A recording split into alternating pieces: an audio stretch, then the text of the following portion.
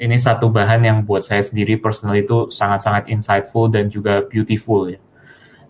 Ini sumbernya adalah dari tulisan Richard Bauckham, ya. Tulisan Richard Bauckham dari bukunya The Jesus and the Eyewitnesses of God ya. Itu judulnya saudara bisa lihat di situ, dan kalau saudara mau cari dan mempelajari lebih lanjut silakan, saudara, saya sangat rekomen buku itu, karena tentunya apa yang kita bisa bahas di sini pasti pasti jauh lebih sempit dibandingkan apa yang ada dalam tulisannya Bauckham sendiri ya. Jadi anggaplah ini juga semacam undangan kalau saudara mau memperdalam sendiri gitu. Richard Bauckham itu adalah salah satu scholar New Testament, salah satu scholar Perjanjian Baru yang di satu sisi itu sangat baik sekali risetnya, sangat dalam, cukup maju gitu, nggak bertahan di belakang tok, tapi cukup menerobos hal-hal yang baru. Tapi juga di sisi yang lain, Richard Bauckham itu juga tetap boleh dibilang konservatif ya, dalam arti dia tetap sangat mempertahankan Alkitab sebagai firman Tuhan dan sebagai dia share banyak sekali pegangan-pegangan iman yang kita juga pegang lah, kalau kita mau bilang seperti itu ya. Jadi ini satu hal yang cukup unik, karena kalau saudara bisa lihat di dalam para scholar Alkitab, ya, scholar Biblika yang lebih mutakhir, yang lebih canggih, yang lebih research-nya itu lebih modern ya, lebih cutting edge, itu ada kecenderungan mereka itu kadang-kadang bisa kebablasan. Mereka itu udah nggak percaya lagi Alkitab sebagai firman Tuhan, atau mereka mempertanyakan keilahian Yesus atau sebagainya. Tapi Richard Bauckham ini salah satu scholar yang research-nya itu sangat mutakhir, tapi juga di sisi yang lain dia tetap masih sangat-sangat konservatif ya. So saya rekomen kalau saudara mau lebih lanjut mempelajari dia ya. Nah, tapi anyway, hari ini kita mau ngapain, saudara? Kita hari ini judulnya adalah kita mau melihat satu simetri dalam Injil Yohanes ya. Dan basically simetri ini bisa akhirnya terlihat, saudara, karena ini suatu happy accident kalau kita mau bilang. Saudara, sometimes kalau kita itu baca-baca sejarah ilmu sains ya, saudara itu kadang-kadang bisa menemukan, orang dalam sains itu bisa menemukan sesuatu yang penting ya. Padahal riset awalnya itu bukan untuk menemukan itu. Misalnya saudara tahu Marie Curie, misalnya kan cukup terkenal ya, menemukan radioaktivitas, menemukan radium ya.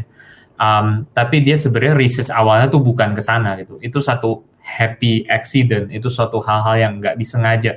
Mau riset kemana, tapi akhirnya malah dapat penemuan yang lain yang lebih berharga. Penemuan penisilin, saudara, juga katanya seperti itu gitu ya. Sebenarnya mau cari apa, tapi nggak sengaja dapat penisilin gitu. So, hari ini juga sama, saudara, basically ya. Ini semua bermulai dari penyelidikan mengenai figur kepengarangan ya, figur pengarang dalam Injil Yohanes, yang kalau dalam Injil Yohanes itu biasanya disebut sebagai, di-refer dengan istilah the beloved disciple ya. Nanti kita bisa sebut the beloved disciple, mungkin kepanjangan sebut either Yohanes, atau kita ngomong TBD ya, saudara tahu TBD itu berarti the beloved disciple ini, atau dalam bahasa Indonesianya biasa disebut murid yang dikasih Yesus. Saudara kan tahu kan ya, ada figur, ada tokoh itu dalam Injil Yohanes. Dan pada umumnya itu Yohanes ini itu disebut sebagai pengarang daripada Injil Yohanes. Dan ketika orang menyelidiki hal ini, ada pertanyaan-pertanyaan, dan lewat pertanyaan-pertanyaan ini akhirnya kita menemukan sesuatu yang sangat interesting, saudara, sesuatu simetri di dalam Injil Yohanes. So, saudara jangan terkecoh gitu ya. Dalam pembahasan kita pada hari ini, kita bukan sedang mau membahas soal kepengarangannya sendiri, saudara. Kita bukan lagi mau fokus ke sana. Ini simply sebuah jalan masuk, sebuah pintu masuk ya, sebuah karpet merah yang lalu akan membawa kita kepada something yang lebih berharga dan lebih penting menurut saya, yaitu kita menemukan satu simetri yang luar biasa dalam Injil Yohanes. Nah, kita akan coba lihat dua simetri, saudara, hari ini. Yang pertama, simetri antara bagian depan sama bagian belakang, prolog sama epilog.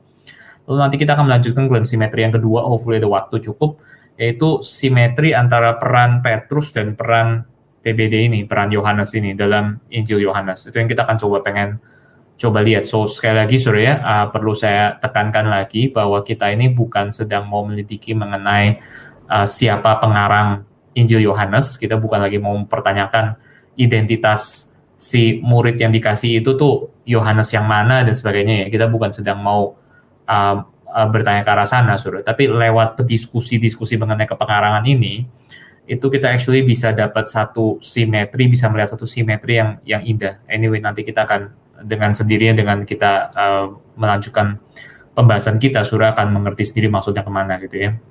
Nah anyway, so semua ini bermulai dengan ketika orang mulai bertanya apakah tokoh murid yang dikasih Yesus itu adalah pengarang daripada Injil Yohanes atau bukan.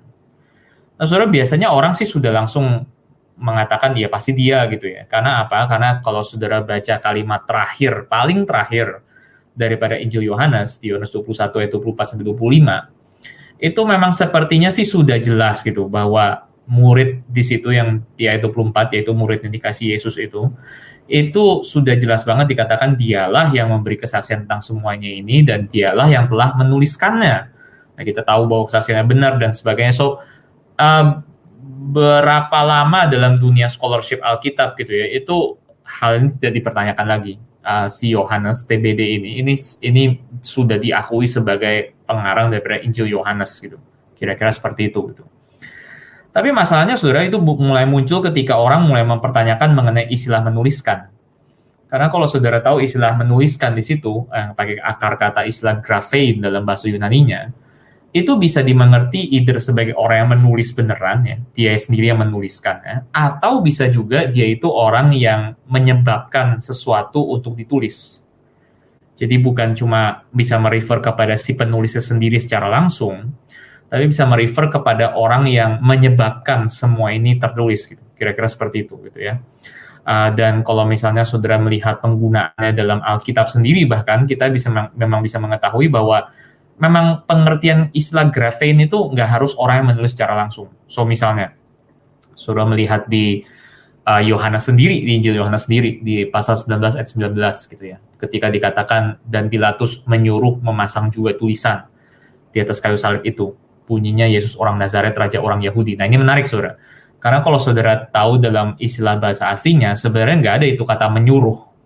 Nggak ada istilah menyuruh memasang.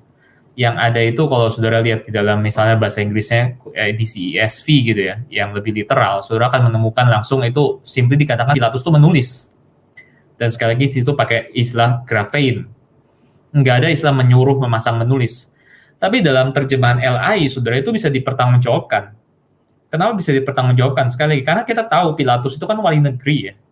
Dia itu hampir pasti, saudara ya, hampir pasti bukan dia sendiri yang menuliskannya, dan sudah pasti, hampir pasti juga bukan dia yang capek-capek, repot-repot, pakai tangga gitu ya, naik ke atas kayu salib dan pakuin sendiri tulisan itu. Itu hampir pasti posisi dia sebagai wali negeri, kita tahu, itu bukan dia yang menuliskan dan memasangnya.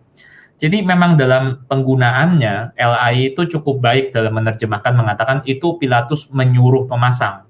Bukan dia yang menulis sendiri, dan bukan juga dia yang memasangnya sendiri, gitu ya, kira-kira seperti itu. Gitu. Dan kalau saudara misalnya lihat dalam bagian-bagian yang lain, misalnya kata graphein ini juga dipakai, meskipun misalnya Paulus kita tahu menggunakan sekretaris ya, amanuensis bahasa kerennya.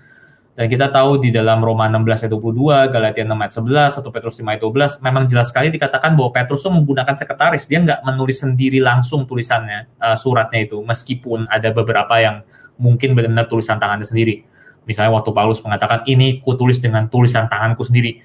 Nah, waktu dia mengatakan seperti itu, ya berarti implikasinya yang sisanya yang lain, saudara, itu seperti tulisan tangan orang lain. Mungkin Paulus itu hanya mendikte, dia pakai sekretaris, lalu sekretaris itu yang sebenarnya menuliskan, ya. Tapi tetap saudara, meskipun Paulus menggunakan amanuensis atau sekretaris, kita juga tahu bahwa dia tetap mengatakan berkali-kali bahwa ini hasil tulisannya dia. Roma 15 ayat 15, 1 Korintus 4, 9, 15, saudara bisa lihat sendiri ada berapa kali Paulus mengatakan ini adalah tulisanku gitu. Meskipun yang menulis langsung itu bukan dia. Intinya saudara, sekali lagi, kesimpulannya itu adalah bahwa sekali lagi istilah graphein itu tidak harus dimengerti sebagai orang yang menulis secara langsung. Ini bisa simply dimengerti sebagai penggunaan sekretaris. Misalnya, kita mungkin mendikte, lalu orang menuliskan buat kita, itu tetap bisa menggunakan istilah graphein. Nggak harus kita menulis secara langsung, kita bisa mendikte orang. Nah, ini sesuatu yang lumrah pada zaman itu, saudara ya. Dan memang sekretaris-sekretaris itu juga bukan hanya menulis verbatim, benar-benar verbatim, tapi seperti sama semua sekretaris sampai zaman hari ini. Mereka juga biasanya ditugaskan untuk memperbaiki bahasa si pendikte. Mereka mungkin ditugaskan juga untuk mempertajam bahasa si pendikte atau menyusun struktur si pendikte dengan lebih baik dan seterusnya. Ya. Dan singkat cerita, saudara, untuk kita orang-orang konservatif, saudara, buat kita sih ini nggak masalah sama sekali. Karena buat kita yang penting itu sumbernya dari mana gitu kan ya. Dan kalau sumbernya adalah dari si pendikte, apakah itu Paulus atau siapapun gitu ya, biasanya juga si pendikte itu pada akhirnya itu akan membaca ulang kembali semua draft final terakhir, itu baru dia kasih ACC gitu kan ya. Dan dengan demikian memang seluruh tanggung jawab kepengarangan dari kitab itu memang sebenarnya ada pada si pendikte, bukan pada si sekretaris, sudah pasti gitu kan ya, ada pada si pendikte. So kita nggak ada masalah sama itu, saudara. Tapi intinya, saudara, lewat satu kata graphein ini, itu bermula dari argumen-argumen ini, saudara. Ada scholar-scholar critical, ada scholar-scholar Alkitab yang kritis ya, yang nggak percaya Alkitab firman Allah, yang sering mempertanyakan hal seperti itu mulai membangun suatu teori, saudara. Mereka mulai membangun suatu teori bahwa, kalau misalnya graphein itu nggak berarti harus menulis secara langsung, berarti tadi itu dikatakan Yohanes tuh menuliskan semua ini, itu mungkin jadinya ada jarak antara Yohanes dengan hasil akhirnya. Nah, dan makin lama, saudara, di dalam penulisan para scholar, dalam riset mereka, makin belakangan, itu jarak ini semakin lama makin jauh. Akhirnya mulai banyak orang yang berpendapat bahwa kayaknya ya, bentuk final Injil Yohanes yang hari ini ada di tangan saudara dan saya hari ini, itu adalah sesuatu yang mungkin lebih bersumber daripada para sekretaris atau para editor-editor dibandingkan Yohanes sendiri gitu sebenarnya. Ini membuka pintu ke dalam berbagai macam teori yang mulai meragukan kepengarangan Yohanes terhadap Injil Yohanes. Sudah kira-kira ngerti dari satu celah pintu seperti ini. Nah, salah satu teori yang cukup populer, saudara, yang bersentuhan dengan ini, itu adalah bahkan mengusulkan bahwa Yohanes 21, tempat yang tadi kita membaca adanya catatan mengenai kepengarangan Injil Yohanes itu mungkin adalah sesuatu yang bahkan ditambahkan belakangan. Jadi menurut mereka sekretaris-sekretaris ini itu mungkin bahkan bukan cuma soal memperbaiki bahasa gitu ya, tapi mereka bahkan bisa sampai menambahkan bagian-bagian yang sebenarnya nggak ada di dalam dokumen aslinya, seperti itu kira-kira. Ya. Jadi kalau misalnya surah Yohanes 21 itu adalah tambahan, dan dalam Yohanes 21 itu adalah tempat di mana kita menemukan tuh kepengarangan si The Beloved Disciple itu, catatan mengenai kepengarangannya dia, maka kalau misalnya ini tambahan belakangan, saudara, kita bisa jadi mempertanyakan kan, apakah benar ini ditulis oleh Yohanes, atau jangan-jangan itu cuma tambahan orang yang mungkin sebenarnya nggak tahu pengarangnya siapa, dan sebagainya. Gitu ya, kira-kira seperti itu. Dan yang menarik, saudara, adalah kalau saudara perhatikan argumen mereka, itu mereka bukan nebak-nebak tok tanpa ada argumentasi sama sekali. Ya. Dasar argumentasinya adalah kalau saudara baca pasal 20, maka saudara akan menemukan pasal 20 itu seperti sudah konklusif nadanya. Sudah selesai, sudah klimaks. Tapi lalu tiba-tiba masuk ke pasal 21 yang kayak mulai lagi cerita baru gitu. Jadi orang mulai mengira ini jangan-jangan pasal 21 ini tambahan. Kita coba lihat, saudara ya. Kita coba buka sama-sama, saudara, pasal Yohanes pasal 20 misalnya. Pasal 20 kitab Injil Yohanes, saudara, buka masing-masing, saya nggak bakal kasih lihat di sini, saudara, karena itu terlalu panjang pasalnya gitu ya. Nanti kita akan lihat beberapa excerpt yang kecil, saya bisa tampilkan di PowerPoint.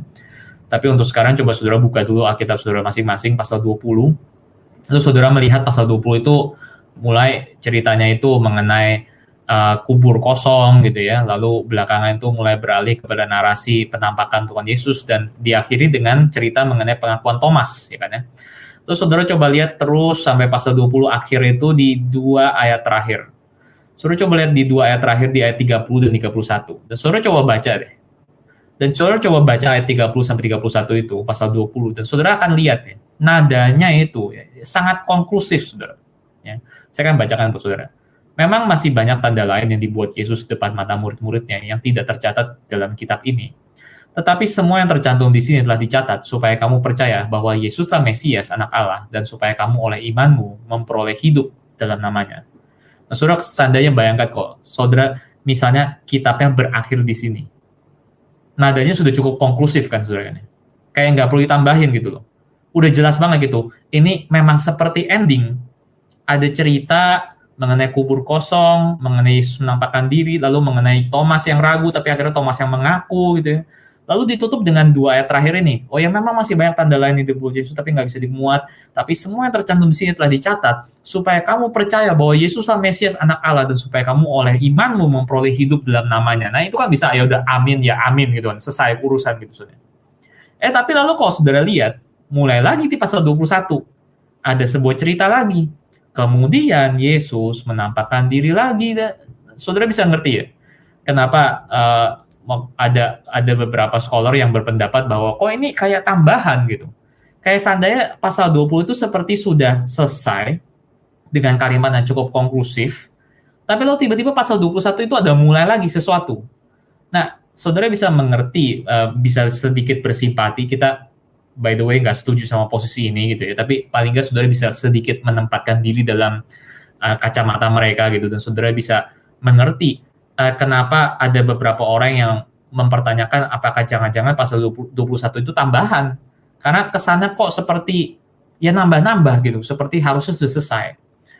Nah, jika ini benar saudara bahwa ini tambahan, sekali lagi, maka ya berarti ayat dari pasal 21 yang terakhir itu, ayat 24-25, ayat yang menyatakan kepengarangan Injil Yohanes kepada sang murid yang dikasihi itu, ya berarti itu jadinya sangat dipertanyakan kredibilitasnya. Nah, saudara bisa mengerti kan ya, kenapa bisa muncul. Ini masih baru background topiknya, saudara, kira-kira seperti itu.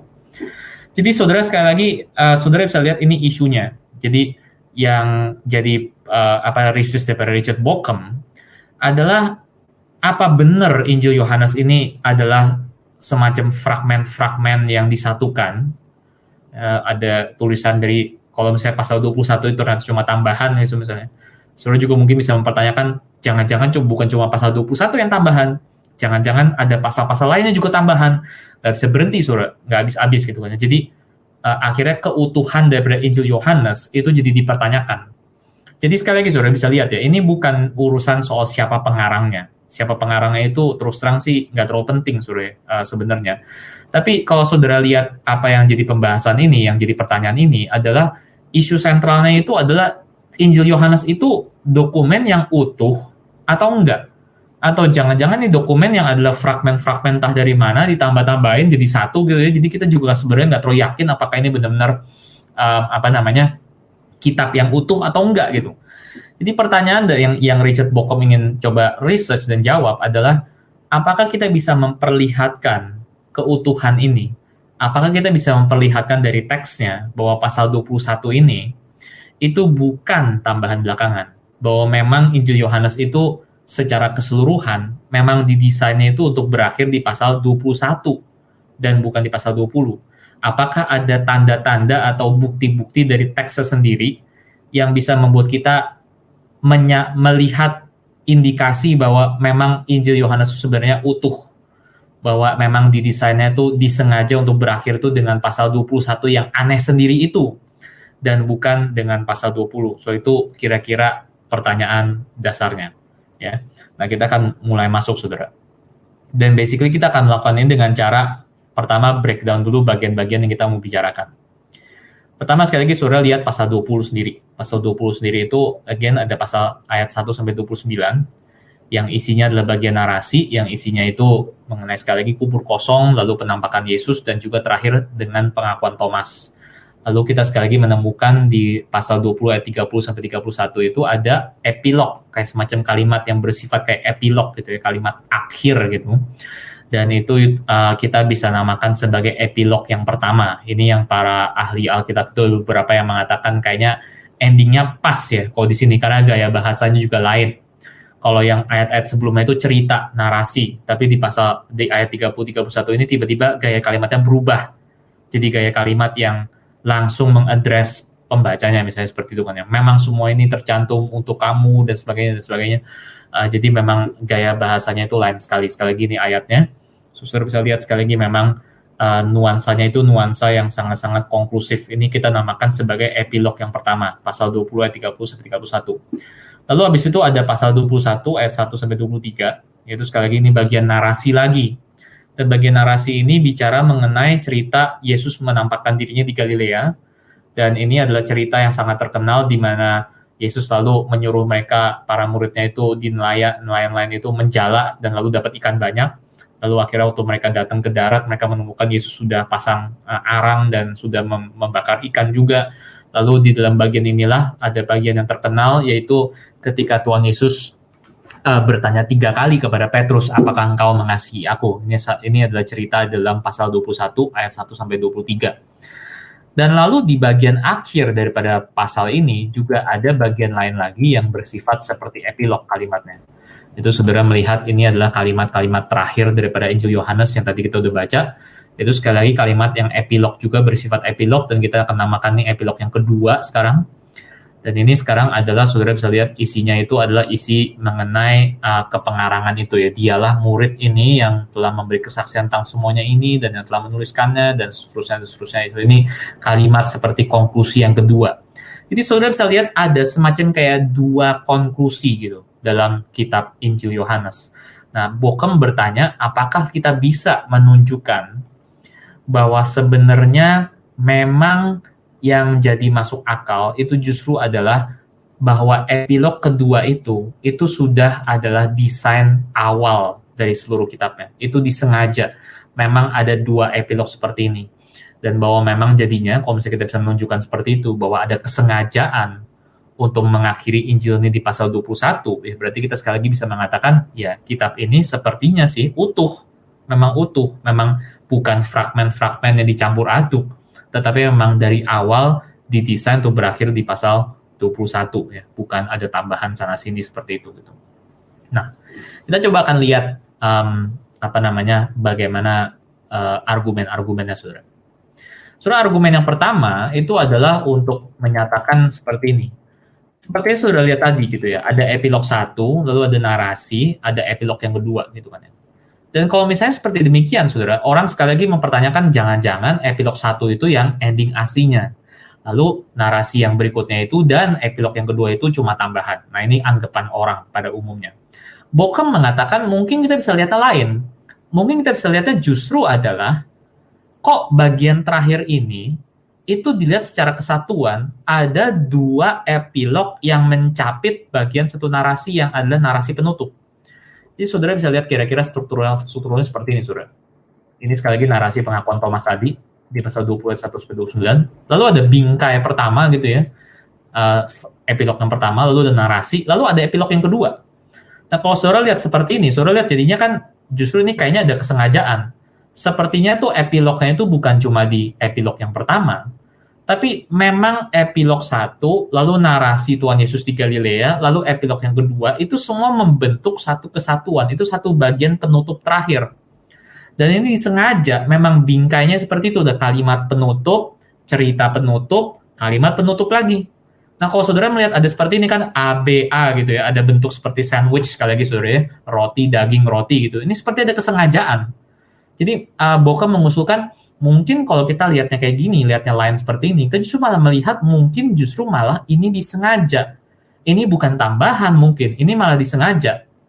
Nah, ini menarik saudara, karena ini bukan cuma terkaan doang gitu ya, daripada kita melihat ada epilog 1, epilog 2, terus tengahnya ada cerita gitu ya, bukan cuma itu doang. Tapi yang menarik saudara adalah ketika saudara melihat di dalam bahasa Yunaninya, Bokem menemukan ternyata baik epilog 1 maupun epilog 2 itu sama-sama punya jumlah kata yang sama. Jumlah kata yang sama dalam bahasa Yunaninya. Sama-sama mempunyai jumlah total kata 43. Nah ini menarik saudara. Ini membuat kita jadi lebih bisa merasa, oh iya ya, indikasinya sepertinya ini disengaja. Ini bukan ada satu dulu, lalu misalnya 20 tahun kemudian ditambahkan yang kedua. Sepertinya bukan kayak begitu.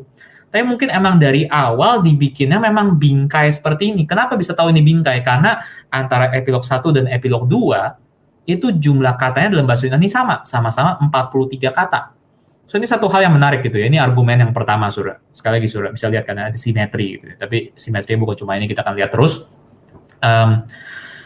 Argumen yang kedua, saudara, adalah ternyata simetri yang kita bisa perhatikan ya, itu bukan cuma terjadi antara struktur epilog 1 dengan epilog 2, tapi bahkan kita bisa melihat kalau kita memperhatikan struktur antara epilog yang kita lihat tadi itu dengan prolog daripada Injil Yohanes, saudara, atau pembukaan daripada Injil Yohanes. Saudara, para ahli Alkitab itu biasanya mengatakan prolognya Injil Yohanes itu adalah pasal 1 ayat 1 sampai 18. Ini bagiannya juga yang terkenal. Kalau Bapak Ibu pasti tahu lah itu isinya yang mengenai Yohanes mulai mengatakan firman pada mulanya adalah firman itu bersama-sama dengan Allah, firman itu adalah Allah, firman itu datang ke dunia menolaknya, segala macam dan seterusnya. Saudara tahu bagian itulah, itu bagian pembukaan daripada Injil Yohanes. Dan Bokem mengatakan bahwa kalau saudara perhatikan, ada itu simetri lagi antara pembagian pembukaan ini, prolog ini, dengan bagian epilog yang tadi kita lihat. Apa simetrinya, saudara? Apa paralelnya kalau kita mau bilang gitu ya? Nah, kalau saudara perhatikan isi epilog tadi, ya saudara sekali lagi perhatikan isi epilog tadi gitu. Narasi yang di tengah itu, saudara, di pasal 21. Itu isinya apa, saudara? Itu basically isinya pasal 21 itu adalah basically isinya sedang melihat ke depan ya kalau kita mau bilang.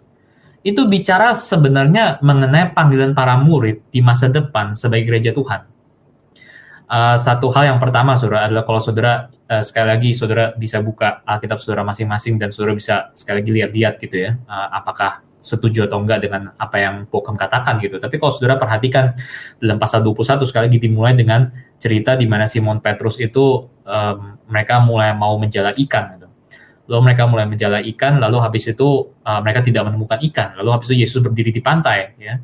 Mereka pertama nggak tahu dia itu Yesus. Lalu Yesus mengatakan jalakanlah ikanmu jalamu ke satu tempat gitu kan. Lalu mereka menjala ke situ dan lalu mereka menemukan ikan begitu banyak gitu saudara. Nah, saudara, ada yang mengatakan bahwa ini diberikan kepada kita lewat pasal 21, itu bukan cuma untuk menyatakan ada mujizat yang dilakukan Yesus pada saat itu. Bukan cuma itu, saudara. Tapi basically itu adalah sebagai semacam kayak incipan daripada panggilan misionaristik para murid di masa yang mendatang. Ini semacam kayak cerita simbolik bagi tugas panggilan para murid sebagai para penjala manusia di masa yang akan mendatang, saudara. Bahwa mereka akan melanjutkan pekerjaan mereka sebagai penjala manusia di bawah arahan daripada Tuhan Yesus, dan mereka akan menjala begitu banyak orang. Ya, saudara ngerti kan yang maksudnya simbolik, cerita simbolik, saudara ya. Nah, saudara mungkin nggak convince dengan ini, karena saudara mungkin mengatakan, itu kurang jelas ya, itu kayaknya cuma terka-terka doang gitu. Oke, saudara. Tapi actually saudara coba perhatikan bahwa dalam seluruh pasalnya, itu memang arahnya itu sangat melihat ke depan. Sekali lagi, saudara buka aja itu pasal 21, kita coba bisa lihat pelan-pelan, saudara. Pertama, saudara bisa melihat di bagian berikutnya itu ada catatan mengenai Petrus yang dijadikan gembala akan domba-domba Tuhan, kan ya. Di mana Petrus ditanya, apa engkau mengasihiku, yang terkenal sekali itu sampai 3 kali, kan ya. Lalu habis itu Petrus ditugaskan menjadi gembalakanlah domba-dombaku, saudara. Jadi sekali lagi ada bicara mengenai peran panggilan Petrus di masa-masa yang berikutnya, di masa depan, saudara. Ya kan ya. Lalu saudara juga bisa melihat habis itu Petrus ada bertanya kepada Tuhan, apa yang akan terjadi dengan dia ini? Dia ini dalam arti Yohanes, dalam arti murid yang dikasihi Tuhan itu, yang ada di situ juga bersama-sama dengan mereka. Lalu habis itu saudara bisa notice sekali lagi, apa yang akan terjadi dengan dia ini? Ya kan ya, saudara bisa lihat ayatnya di situ kalau saya buka, itu adalah di ayat 21, saudara. Ketika Petrus melihat murid itu, ia berkata kepada Yesus, Tuhan, apakah yang akan terjadi dengan dia ini? So, sekali lagi, saudara, ada pandangan ke depan dalam pasal ini. Ada nuansa yang melihat ke depan. Dan Tuhan Yesus sendiri dalam menjawab berikut itu, dia mengatakan, ya, apa urusanmu kalau misalnya dia tetap hidup sampai aku datang? Sekali lagi, saudara, sampai aku datang, ada sedikit pembicaraan melihat ke depan. Jadi kalau saudara melihat narasi yang di tengah di bagian epilog ini, saudara menangkap bahwa narasi ini, kalau kita mau bacanya, kita bisa baca ini sebagai narasi yang menyatakan mengenai panggilan para murid di masa yang akan datang. Ini satu pasal yang isinya itu menerawang ke depan, mengenai tugas dan peran panggilan mereka ke depan. Kira-kira seperti itu. Nah sekarang saudara, ingat nggak? Coba saudara ingat-ingat prolog Injil Yohanes sekarang. Coba saudara ingat-ingat bagian pembukaan Injil Yohanes. Itu arahnya kemana, saudara, pembicaraannya? Sekali lagi ya, bagian epilog itu menerawang ke depan, ke masa depan, futuristik gitu, kita bilang. Tapi kalau misalnya bagian prolog sekarang, bagian pembukaan daripada Injil Yohanes, itu melihatnya kemana arahnya? Justru terbalik kan ya? Justru malah bagian pembukaan Injil Yohanes itu menerawang ke belakang, ya kan ya? Melihat ke belakang pada mulanya. Allah, bersama-sama dengan Allah. Lalu saudara bisa lihat momen dari paling awal dijajaki terus sampai ke momen yang pada hari ini. Ia datang kepada milik kepunyaannya, tapi milik kepunyaannya menolak dia, dan seterusnya, saudara. So, di dalam prolog, saudara melihat, itu bicara mengenai apa yang terjadi dari awal sampai ke sekarang. Lalu saudara melihat di epilog, itu bicara mengenai apa yang akan terjadi sekarang yang melambangkan sesuatu di masa depan. So, Bokom melihat ini ada satu paralel, saudara sekalian. Ada satu simetri antara prolog dengan epilog. Kalau misalnya ada simetri seperti ini, berarti sekali lagi saudara lihat indikasinya adalah ada kesengajaan, kan ya? Ada satu penyusunan yang sengaja. Ini sepertinya bukan berakhir di pasal 20, karena kalau saudara akhir di pasal 20, nggak ada paralel seperti ini. Nggak ada simetri seperti ini.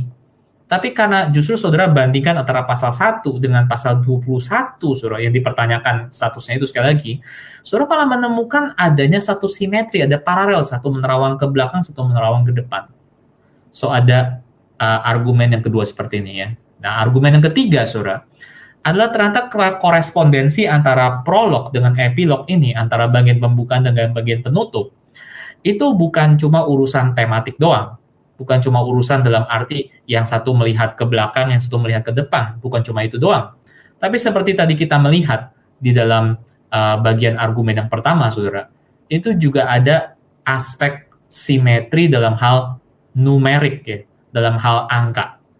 Nah, by the way, saudara, sedikit disclaimer dulu ya, yaitu bahwa saya tahu ada beberapa pembaca atau penafsir Injil Yohanes yang mungkin agak membaca kebablasan ya, aspek numerik dalam Injil Yohanes, saudara. Jadi kayak kebablasan dalam arti itu, oh semua angka dalam Injil Yohanes itu ada maknanya, ada artinya gitu ya. Lalu itu mungkin kita nggak harus setuju sepenuhnya, saudara, kecuali mereka memang bisa ditunjukkan dengan jelas memang intentionnya seperti itu gitu ya.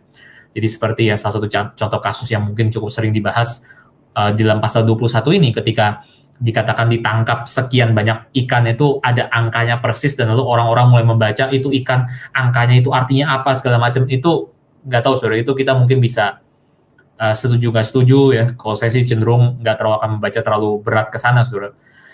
So, di satu sisi, saudara, ada orang-orang yang membaca kitab Injil Yohanes itu terlalu berat, ya. Aspek numeriknya itu jadi terlalu sangat-sangat penting banget.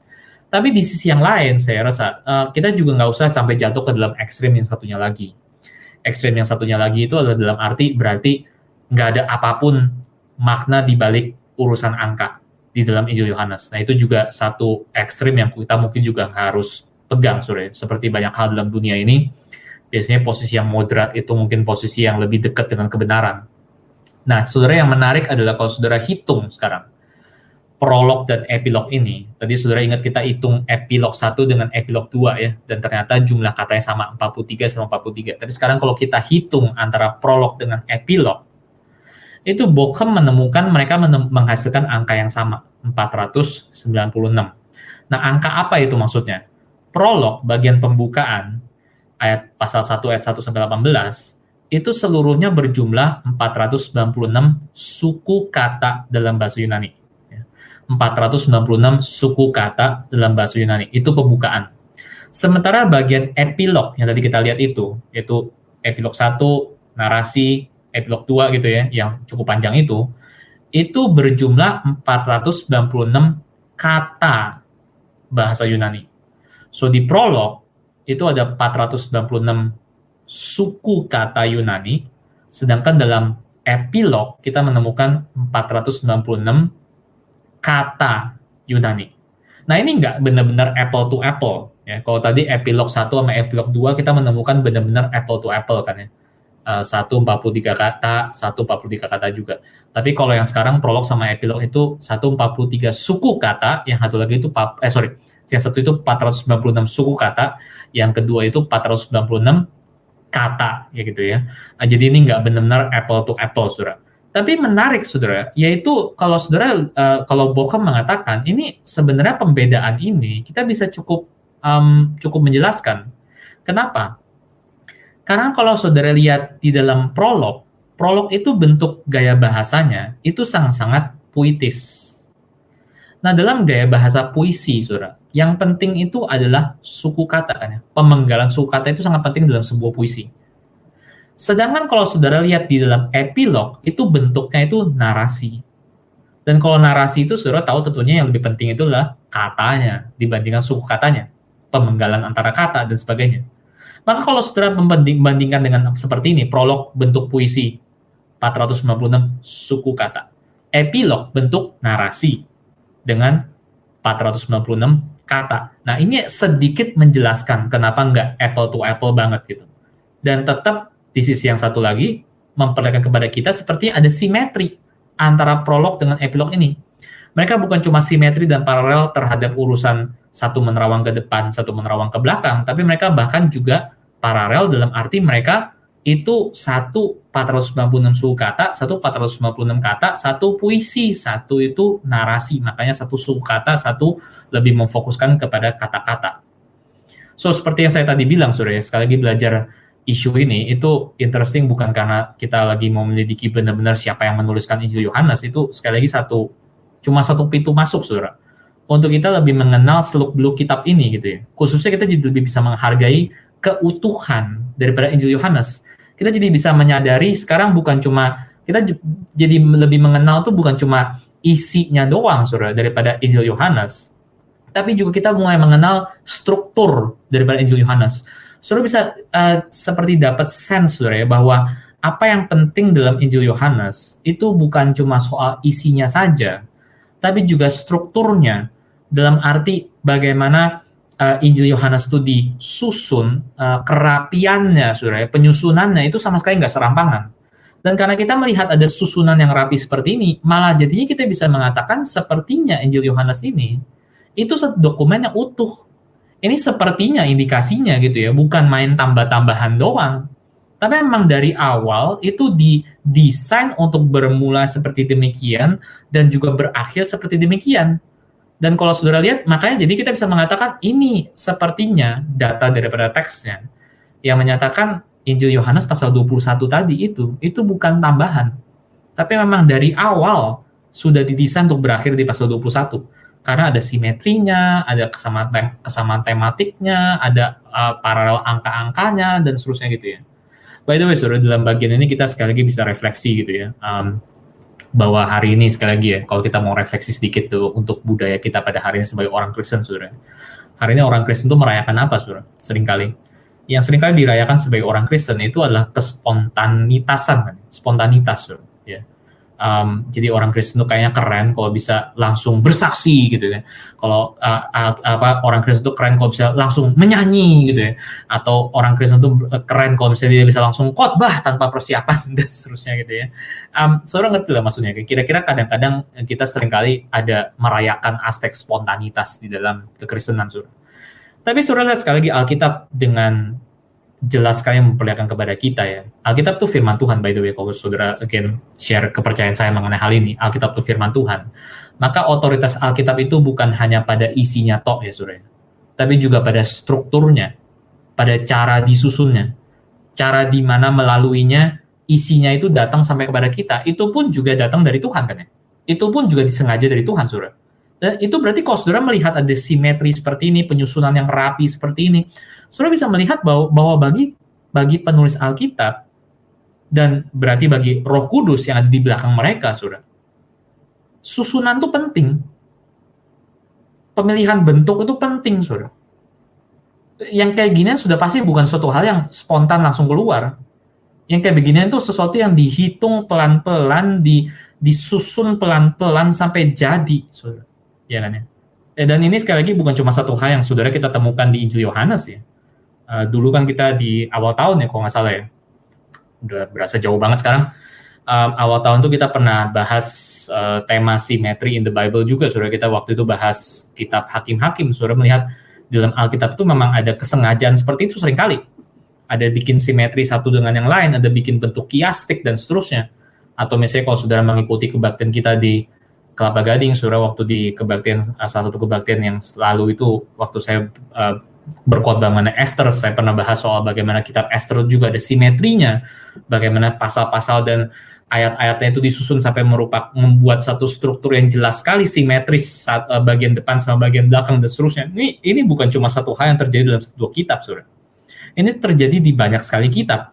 Dan itu berarti saudara, ternyata sekali lagi bagi para penulis Alkitab dan bagi sekali lagi Roh Kudus di belakang mereka, penyusunan itu sangat penting. Mereka pasti nggak sembarangan dalam membuat semua ini. Ini bukan sesuatu yang datang begitu saja sepertinya ya. Tapi kalau sekali kita percaya bagaimana Tuhan mewahyukan kitabnya itu bukan main dikte, saudara. Tapi menggunakan segala talenta daripada penulisnya, menggunakan segala waktu daripada penulisnya. Mereka benar-benar nggak sembarangan dalam bikin seperti ini. Mereka pakai waktu.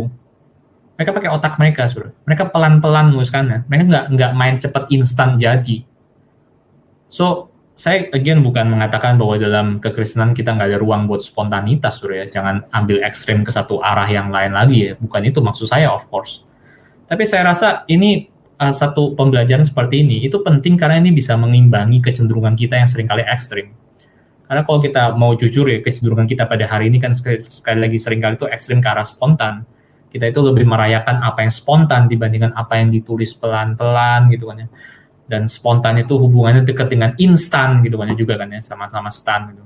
Cuma kalau saudara makan mie instan terus, lama-lama saudara bisa harus makan ponstan juga. Anyway saudara, intinya adalah ini bisa mengimbangi buat kita saudara, untuk kita itu menyadari Alkitab itu ternyata ada satu poin yang penting ya, dalam bahwa mereka itu ini juga ada makna teologis yang kita bilang ya, penulisan struktural seperti ini, di mana penyusunan, pemilihan bentuk gitu ya, itu satu hal yang penting ya. Oke, so itu kita bisa refleksi sedikit di situ, tapi bahan kita belum selesai. Lalu kita akan sekarang lanjutkan saudara pembahasan kita. Kita masih ada pembahasan lagi, yaitu kita sekarang mau menyoroti 2 epilog yang tadi ini dengan lebih detail ya. Jadi kita udah membicarakan mengenai simetri antara prolog dengan epilog dan seterusnya. Tapi sekarang kita mau coba lanjutkan 2 epilog ini di akhir pasal 20 dan di akhir pasal 21. Dan kita akan coba kasih lihat bahwa dalam 2 epilog ini, sekali lagi mereka paralel saudara, karena mereka sama-sama 43 kata kan ya. Itu ada hal-hal yang menarik saudara. Kenapa ini sekali lagi satu kesengajaan, ada satu penyusunan yang sangat-sangat disengaja di antara kedua bingkai ini ya, kalau kita mau lihat sama-sama gitu, oke? So sekali lagi saudara bisa lihat teksnya di depan di layar itu, dan saudara bisa membaca sebentar, dan saudara mungkin bisa mulai menangkap saudara, kalau saudara membandingkan seperti ini, ada paralel-paralel lagi yang saudara bisa temukan. Ada simetri-simetri lagi yang saudara bisa temukan antara 2 epilog ini. Apakah saudara bisa menemukannya? Ada beberapa saudara ya. Paralelnya ada 5 yang saya ambil dari Richard Bauckham. Dan paralelnya itu bukan paralel yang repetitif ya, bukan paralel yang cuma ngulang tok ya, bukan saudara. Karena dalam setiap paralel yang kita akan jumpai dalam 2 bagian ini, kita akan melihat sesuatu dimulai di epilog yang pertama, lalu dikembangkan secara lebih lanjut di epilog yang kedua. So kita langsung aja mulai ya, kita coba lihat paralel-paralelnya. Paralel yang pertama adalah mereka itu punya paralel simetri dalam apa yang ditulis dan apa yang tidak ditulis dalam kitab Injil Yohanes. Mereka sama-sama memberitahukan kepada kita apa yang ditulis di dalam Injil ini dan apa yang tidak ditulis dalam Injil ini. Ya, sekali lagi saudara-saudara bisa lihat sama-sama semuanya. Kalau saudara lihat, perhatikan ini sekali lagi. Saudara lihat yang pertama itu, epilog yang pertama yang di atas mengatakan masih banyak tanda yang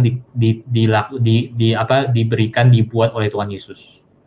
Di epilog kedua saudara melihat ada kalimat masih banyak hal-hal lain yang diperbuat oleh Yesus. Nah ini menarik saudara ya. Jadi yang pertama itu masih banyak signs yang dibuat oleh Yesus yang tidak tercatat. Yang kedua itu masih banyak things yang dilakukan oleh Tuhan Yesus yang tidak dicatat juga. So ini dalam bahasa Indonesia kurang jelas saudara, tapi kalau dalam bahasa Inggris itu sepertinya jelas. Yang satu itu bicara mengenai apa yang Tuhan Yesus kerjakan dalam arti tanda mujizat. Yang di satu sisi lagi itu ada banyak hal-hal yang Tuhan Yesus kerjakan sebagai tindakan gitu ya, kira-kira seperti itu gitu. Dan basically kalau saudara lihat ada paralel seperti ini kan ya. Dan juga kalau saudara lihat bukan cuma paralel, tapi juga di bagian yang kedua itu dikembangkan. Karena kalau saudara lihat di bagian kedua dikatakan, tapi kalau misalnya harus ditulis satu-satu, itu dunia tidak dapat menampungnya. So jadi ada perkembangan gitu ya. Kalau kita bilang perkembangan karakternya. Perkembangan gitu. So, dari yang pertama ini bicara mengenai ada banyak tanda lain yang dibuat oleh Tuhan Yesus. Gitu ya. Yang tidak tercatat dalam kitab ini. Tapi semua yang dicatat ini ditulis untuk supaya apa? Lalu yang kedua, masih banyak juga hal-hal yang diperbuat oleh Tuhan Yesus, tetapi kalau misalnya dicatat semua, dunia nggak bisa menampungnya. So, saudara bisa lihat ada seperti kayak perkembangan gitu. Kira-kira seperti itu. So, paralel tapi juga ada development, ada perkembangan gitu ya. Oke. Yang paralel kedua, saudara, yaitu mereka juga berbicara mengenai saksi dari apa yang tertulis. Siapa saksinya gitu, kalau kita mau bilang gitu ya, basically gitu. So, saudara misalnya melihat kembali dalam bagian ini, kita melihat kalau yang di bagian pertama, saudara lihat masih banyak tanda lain yang dibuat Yesus di hadapan siapa? Di depan mata murid-muridnya. Ya, so ada kesaksian dari para murid gitu basically. Lalu kalau saudara lihat di epilog yang kedua yang di bawah, sekarang ada pemfokusan saudara. Perkembangannya sekarang itu berfokus kepada satu murid. Dialah murid itu, ya Yohanes dalam hal ini gitu ya, yang memberi kesaksian tentang semuanya ini dan menuliskannya. So ada pengerucutan sekarang. Perkembangannya itu bukan berarti lebih besar harus lebih besar ya, tapi dalam arti pemfokusan saudara perkembangannya. So ada paralel, masing-masing dikasih tahu siapa saksinya. Tapi sekarang ada pengerucutan, ada pemfokusan di bagian yang kedua itu. Dari banyak saksi kepada satu saksi yang khusus bagi kitab ini, misalnya seperti itu. Yang paralel yang ketiga adalah kita juga melihat ada urusan mengenai pencatatan dan penulisan. Ya, tadi udah ngomong sedikit, tapi ini lebih detail lagi. Yang epilog 1 itu bicaranya itu apa yang disaksikan dan dituliskan itu di masa lampau telah dituliskan gitu ya. Sudah bisa lihat itu. Memang masih banyak tanda lain gitu ya. Dan semua yang telah tercantum di sini telah dicatat, jadi past tense ya, di masa lalu. Dan basically yang mencatat itu tidak dikasih tahu siapa. Nah, kalau sekali lagi kalau saksinya sih kasih tahu siapa gitu, murid-muridnya. Tapi siapa yang mencatat itu tidak dikasih tahu siapa. Tapi kalau lihat di epilog yang kedua, itu sekarang bicara mengenai apa yang present. Dialah murid yang memberi kesaksian, dan di dalam bagian ini itu bukan telah memberi surat, tapi senantiasa memberi kesaksian. In some sense kesaksian itu terus berjalan karena sudah ditulis di buku dan kitab ini terus memberi kesaksian kan ya, senantiasa sampai pada hari ini kok kita bilang. So ini present dari past di epilog 1 bergerak ke present di epilog kedua gitu ya, present continuous bahkan kalau kita mau bilang ya. So saudara bisa melihat itu dan basically di dalam bagian yang kedua ini juga dicatat itu siapa yang sebenarnya menuliskan itu. Kalau di epilog 1 sekali lagi semua yang tercantum di sini telah dicatat tapi nggak tahu dari siapa. Kalau yang di epilog kedua semua yang tercantum di sini telah dicatat dan kita tahu dari siapa. So sekali lagi ada paralel tapi juga ada perkembangan. So saudara melihat sekali lagi ada tanda-tanda yang jelas banget ya, bahwa antara epilog 1 dengan epilog 2 ini itu ada kesengajaan ya, ada kontinuitas ya, bukan cuma ini. Dan lalu paralel yang keempat itu sekali lagi di antara dua epilog ini pun itu ada sambungan dengan prolog lagi, so. Ada persambungan dengan bagian awal pembukaan daripada kitab Injil Yohanes. Jadi sekali lagi saudara lihat tadi ada simetri kan, kita dibahas antara prolog dengan epilog. Yang satu menerawang ke belakang, yang satu menerawang ke depan, yang satu itu 496 kata, yang satu 496 suku kata, dan seterusnya gitu ya. Tapi sekarang kita melihat lagi ada simetri lagi antara prolog di depan dengan epilog di belakang, yaitu dalam urusan kesaksian. Kalau saudara melihat dalam kitab bagian pembukaan, saudara melihat ada catatan mengenai Yohanes Pembaptis, itu JB gitu ya, John the Baptist gitu maksudnya. Dan basically saudara melihat di Yohanes pasal 1 ayat 7, itu ada bicara mengenai Yohanes yang datang sebagai saksi untuk memberi kesaksian tentang terang itu, supaya oleh dia, melalui dia gitu ya maksudnya, semua orang jadi percaya. Lalu di bagian, masih dalam bagian pembukaan, saudara juga melihat Yohanes itu memberi kesaksian tentang dia, Yohanes Pembaptis ini nih saudara ya. Saudara lihat kalimatnya seperti itu, saya sudah highlight. Sekarang saudara lihat ke epilog. Dan di epilog 1 itu ada sesuatu yang mirip ya, dalam arti sekali lagi ada tujuan kembali dinyatakan. Seperti di awal ada tujuan. Kenapa ada saksi seperti ini? Supaya oleh Yohanes Pembaptis semua orang jadi percaya. Sekarang di epilog saudara menemukan kenapa semua ini dicantumkan di sini. Supaya kamu percaya bahwa Yesuslah Mesias anak Allah. So saudara lihat sekali lagi ada kontinuitas ya, ada simetri. Yang kedua juga sama, saudara. Kalau di bagian pertama prolog itu ada bicara mengenai Yohanes Pembaptis memberikan kesaksian tentang dia, berseru ini itu dan sebagainya. Maka sekarang saudara di bagian belakang ada Yohanes sang penulis yang dikatakan memberi kesaksian tentang semuanya ini gitu ya. So, sekali lagi ada semacam paralel, simetri antara bagian epilog dengan bagian prolog sini. Again, simply semuanya ini membuat kita menyadari ini apakah semuanya kebetulan? Kayaknya unlikely sih saudara ya. Ini sepertinya jelas banget bahwa ini semua adalah suatu kesengajaan ya. Lalu paralel yang kelima saudara. Paralel yang kelima adalah kalau kita lihat kedua epilog itu berhubungan dengan narasi sebelumnya. Dalam arti kalau saudara lihat sekali lagi gitu ya, semua catatan ini kan sekali lagi kita lihat di dalam pasal 20 itu ada narasi mengenai pengakuan Thomas. Lalu habis itu ada epilog 1, masih ingat kan ya saudara ya? Lalu ada narasi mengenai Yesus di pinggir Danau Galilea, lalu habis itu ada epilog 2 gitu. Nah ternyata antara epilog 1 dengan epilog 2 ini sekali lagi disimetri, dalam arti mereka sama-sama berhubungan dengan narasi yang datang sebelumnya. So epilog 1 itu berhubungan dengan narasi sebelumnya, narasi pengakuan Thomas. Karena kalau saudara lihat di dalam kisah Thomas, saudara ingat dalam kisah Thomas, itu diakhiri dengan Tuhan Yesus mengatakan berbahagialah mereka yang tidak melihat namun percaya gitu kan. Terus saudara ingat apa isinya epilog 1 tadi? Sekali lagi saudara bayangkan bagian sebelumnya baru saja membicarakan mengenai pengakuan Thomas, di mana Tuhan Yesus mengakhiri dengan mengatakan berbahagialah mereka yang tidak melihat namun percaya gitu. Lalu saudara berikutnya dikatakan masih banyak tanda lain yang dilakukan, tapi semua yang tercantum di sini dicantumkan supaya kamu percaya. Saudara maksudnya apa? Ya waktu orang membaca kitab ini saudara, ya mereka lah yang tidak melihat kan. So mereka tidak melihat, jadi gimana caranya supaya mereka percaya? Seperti kata Tuhan Yesus, berbahagialah mereka yang tidak melihat namun percaya. Gimana caranya supaya mereka yang tidak melihat itu bisa percaya? Nah inilah tujuannya kitab ini ditulis. Inilah tujuannya semua yang dicatat ini ditulis supaya kamu percaya, kamu yang tidak melihat bisa percaya bahwa Yesuslah Mesias anak Allah dan oleh imanmu memperoleh hidup dalam namanya. So, saudara lihat ada koneksi antara epilog 1 dengan cerita yang sebelumnya.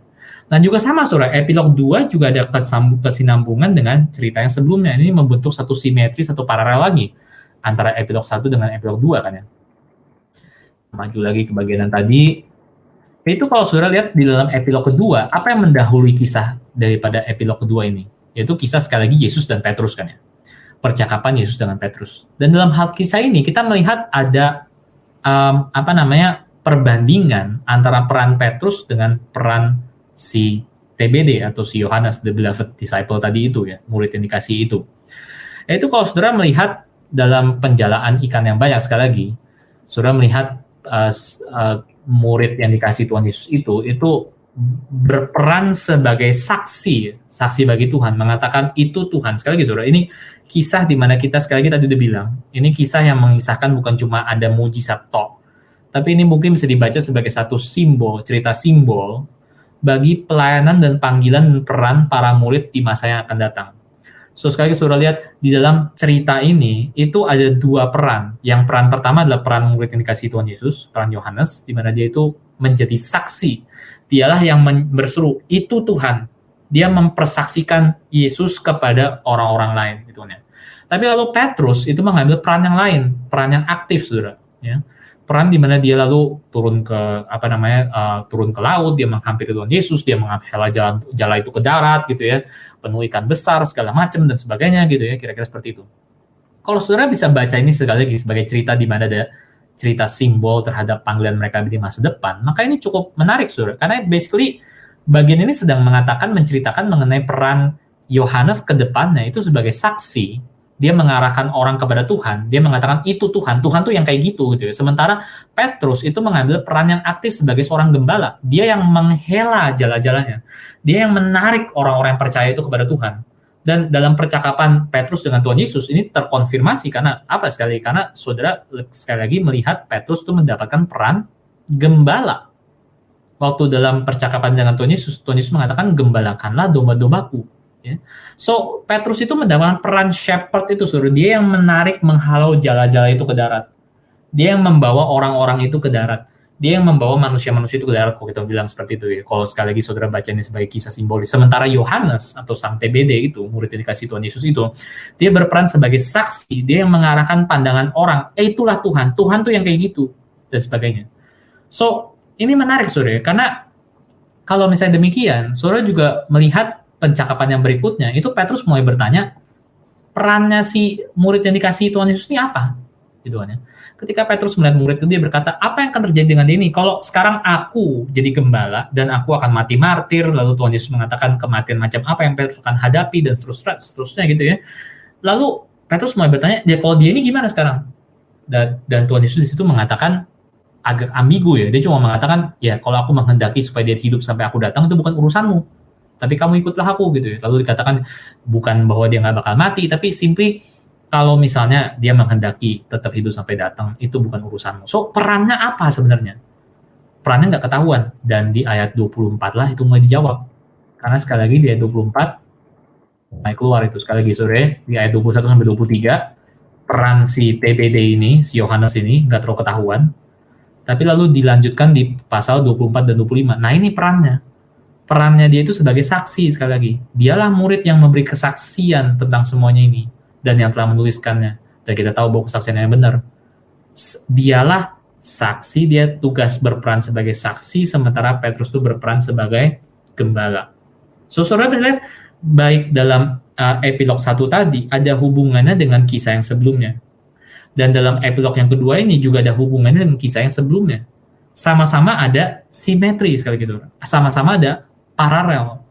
So, kita bisa sekali lagi mendapatkan satu kesan, saudara, satu pengertian di sini bahwa kenapa ayat-ayat ini taruh di belakang, saudara? Kenapa ini ditaruh di belakang? Karena memang epilog ini bukan cuma sembarangan ditaruh begitu saja ya, tapi mereka paralel, saudara. Mereka meresponi apa yang terjadi sebelumnya, basically. Jadi ini sekali lagi membuat kita menyadari ada kesengajaan. Ini bukan sekadar tambahan, ini bukan fragmen-fragmen yang main puzzle, tambah-tambahin sendiri gitu ya, bukan. Tapi ini berhubungan memang dengan kitabnya secara keseluruhan. Bukan cuma antara bagian-bagiannya dengan bagian pembukaan doang, tapi bahkan dalam bagian epilog ini sendiri, saudara bisa melihat ada kesengajaan dalam cara menulisnya. Ada strukturnya, saudara, kalau kita mau bilang. So, konklusinya so far, saudara, konklusinya adalah kita jadi dapat segudang argumentasi, saudara. Kenapa bagian pasal 21 ini itu bukan tambahan, saudara. Bukan satu editan entah berapa puluh tahun lagi gitu ya. Tapi actually adalah sesuatu yang cukup jelas di sana. Memang Injil Yohanes itu mau diakhiri dengan pasal ini dan bukan dengan pasal 20. So ini saudara sekali lagi yang saya maksudkan bahwa waktu kita menyelidiki authorship ini, kepengarangan ini ya, kita tujuannya itu bukan untuk tahu siapa persis TBD gitu, Yohanes yang mana segala macam, karena memang ada sedikit perdebatan dalam hal seperti itu. Apakah ini Yohanes anak Zebedeus, salah satu dari 12 murid Yesus, atau Yohanes yang lain gitu ya. Kita nggak tertarik jawab itu saudara. Tapi karena saudara lihat lewat bagian ini, itu kita dapat satu diskusi, satu pintu masuk untuk kita lebih mengenal lebih dalam kitab Injil Yohanes. Saudara jadi melihat bahwa ternyata ada simetri yang begitu indah gitu ya. Ada satu kesengajaan, ada satu penyusunan yang sangat-sangat rapi di dalam kitab ini. Dari antara epilog sendiri, di antara epilog yang pertama dengan epilog yang kedua, kenapa ini saling mengapit, kenapa ini bersama-sama, kenapa mereka harus dibaca bersama-sama, kenapa mereka harus dibandingkan, ada paralel 1, 3, 4, 5 dan seterusnya, dan juga bahkan dengan bagian pembukaan yang di depan dan seterusnya, kita melihat ada keutuhan. So itu yang saya rasa pengen kita coba, kita bisa berikan, saudara. Sebenarnya masih ada satu poin lagi, saudara, tapi saya rasa sih kalau berdasarkan pengalaman kemarin di Stretch itu bahasan juga cukup lama, saudara. Jadi ini anyway udah 1 jam kita punya pembahasan, jadi saya rasa kita nggak apa-apa sih, kita bisa berhenti di sini, saudara.